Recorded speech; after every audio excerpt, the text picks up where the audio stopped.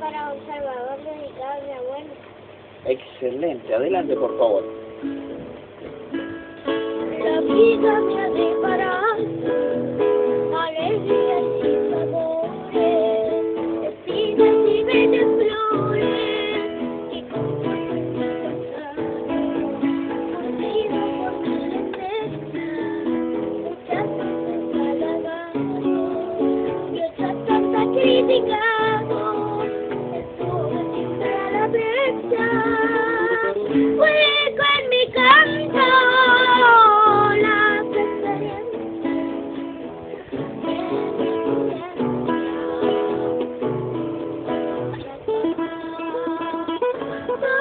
El encanto del bien vivido, en mi cantar.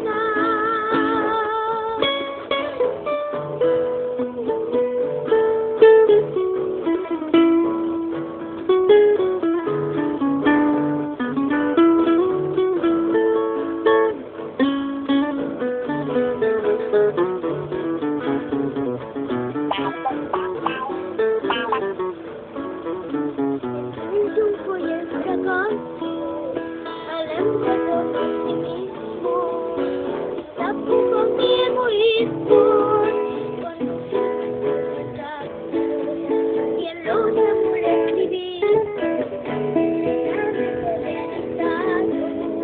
del amor enamorado, olvidé lo que sufrimos, hueco en mi canto.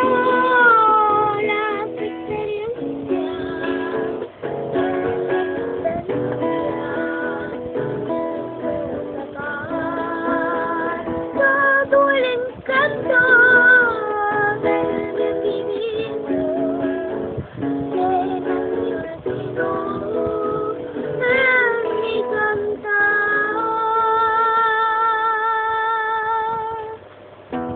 Magnífico, fuerte los aplausos ahí para Julito, para Victoria.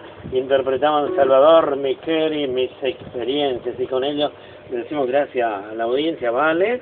Gracias a todos, gracias Julia, Victoria por venir a visitar.